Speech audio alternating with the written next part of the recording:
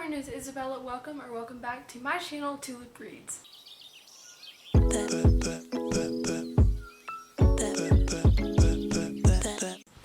So this month of March, I read 12 books, which is crazy for me.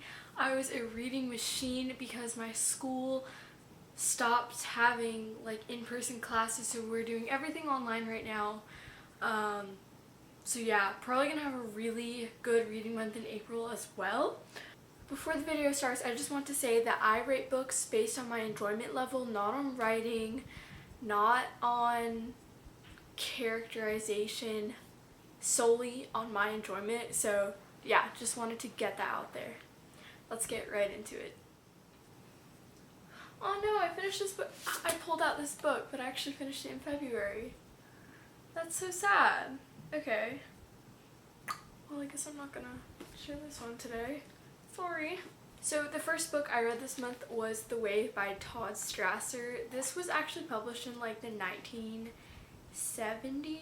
No, 1981. So this book is about this high school class taught under Ben Ross, and this is historical fiction. So basically they're watching this movie about Nazis in World War II, and everybody's really affected by it. So Mr. Ross decides to create this movement called The Wave, and it's basically kind of to show what it was like to be a Nazi, and it gets taken a little too far. This book isn't even 200 pages, it's less than 150 actually. Super freaking short, and I rated this 4 out of 5 stars. The next book I read was Heartstopper by Alice Osen, Volume 1. This is about two boys, Nick and, oh my god, I forgot his name again. I always forget the other one's name.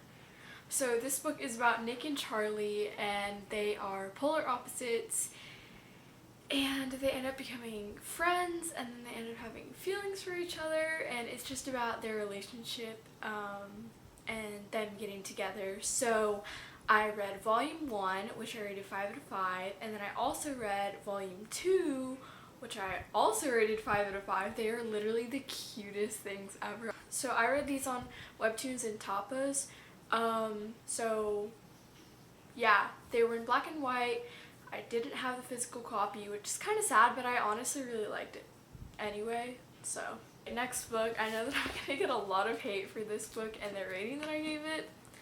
That is Breaking Dawn from the Twilight Saga. It's book 4, the last book, if you didn't know. Holy crap, this book is big. It's the second largest book I read. The first largest was 10 pages longer, and it was like some Harry Potter book, the 5th book, right? So I rated this, so obviously this is by Stephanie Meyer. I rated it 5 out of 5 stars. I know what you're thinking. So this, okay.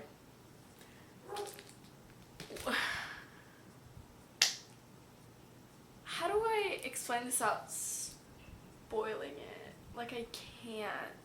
So basically I can't explain this without spoiling the first 3 books. I really like Twilight, but I don't plan on watching the movies personally.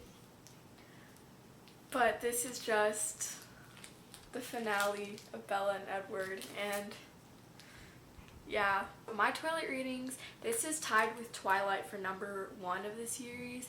Then number 2 would probably be New Moon, and then number 3 would be Eclipse, which I feel like that's a really weird rating. Lots of people did not like this one, but I loved it. The next book I read was The Darkest Corners by Kara Thomas. This is my second Kara Thomas book. I read The Cheerleaders back in January. Holy crap, I cannot, I really need to read Little Monsters because Kara Thomas is so skilled. I love her writing style. Oh my god, yeah. So this book is about these girls, and their names are, oh my god, it's been a little bit. Okay, so this book is about Tessa. I know, not after, I promise. This book is about Tessa and Callie, and they were childhood best friends. So when Tessa goes back to Fayette, Pennsylvania to visit her father who is dying in prison, she is reminded of when Callie and Tessa testified against this man who supposedly murdered Callie's cousin Lori. And basically it's Tess and Callie teaming up and searching for this guy because they think that they put the wrong person in jail, and they think that they were manipulated into saying that it was that guy who killed Lori. There were like 2, I think, twists at the end that I definitely did not see coming. I feel like the ending of this wouldn't be for everybody, but I definitely loved it. This is a thriller. I love thrillers. Probably my number 2 genre, romance being number 1, like YA romance. YA thrillers, I love them. So I definitely recommend this book if you are looking for one. I rated this 4 out of 5 stars. Honestly, I don't rate things with decimals, but I would probably have rated this a 4.5 if I did. So I have no idea where it went, but I read the physical copy of Jackpot by Nick Stone. I did not like this whatsoever. 2 out of 5 stars. Right off the bat, I'm going to say that. It was about this girl named Rico, and she works at this gas station, and she thinks that she encountered the person who won this huge lottery ticket, like big bucks, man. So she's on a quest to search for this elderly woman. The only other person who would have seen her was Zan Macklin, a popular guy at her school, because he was holding the door open for her. And so they go on a quest to find her, and I didn't really like the ending.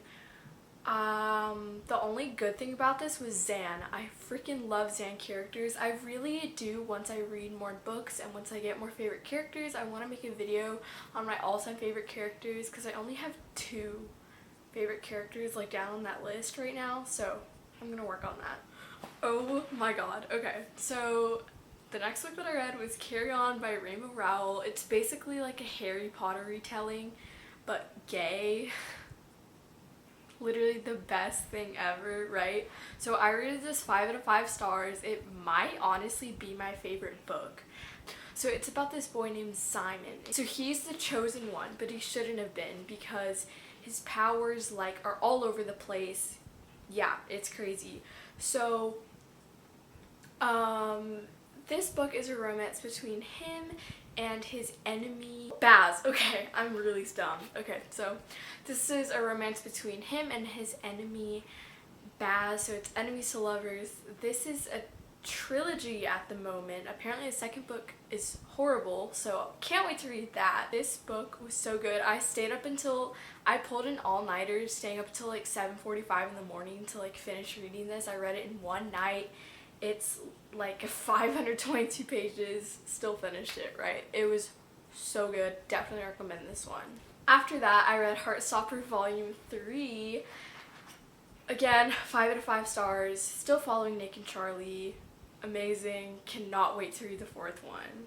But in this volume, Nick and Charlie go on a school trip to Paris, like following them around Paris. The book that I read after that was What If It's Us by Becky Albertalli and Adam Silvera. I rated this 3 out of 5 stars. I wasn't really a fan, honestly, closer to 2.75. Again, if I did give decimal ratings, maybe I'll just give those in videos from now on. But I didn't, you know what, before I get into my thoughts, let's talk about what it's about. So it's about like this meet cute between this guy named Arthur who loves Broadway musicals and this guy named Ben who just broke up with his boyfriend. And yeah, it's just following them and their relationship. The thing is that Arthur is only in New York for the summer. I didn't like this. The characters, I didn't really care about what happened to them. I didn't really like either of them. Like, I wasn't attached to them. After that, I had another 3-star read, which was, what was it called? Field Notes on Love by Jennifer E. Smith. I read another one of her books called You Are Here in like January, and that's also, or December, yeah. That's like one of her older ones. Yeah, both of them were 3-star reads. So Field Notes on Love is about this guy. So this book is about Hugo, and he just broke up with his girlfriend, but the thing is they had plans to go on this train trip across the US together. So Margaret, her name, gives Hugo the tickets because she doesn't really want them. So, but the catch is that her name's is on the ticket, so Hugo can go alone, or he thinks up this idea to find another Margaret Campbell. So he like puts up this post, and there you go, voila, May, aka Margaret Campbell V2. She is a aspiring USC filmmaker student, but her dreams are crushed when she doesn't get accepted into the film program. So this basically follows them on the train, falling in love. It's kind of insta-love, which I didn't like, which is probably why I rated this 3 stars.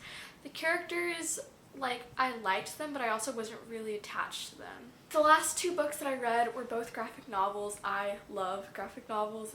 I read Laura Dean Keeps Breaking Up With Me by Mariko Tamaki and Rosemary Valero O'Connell.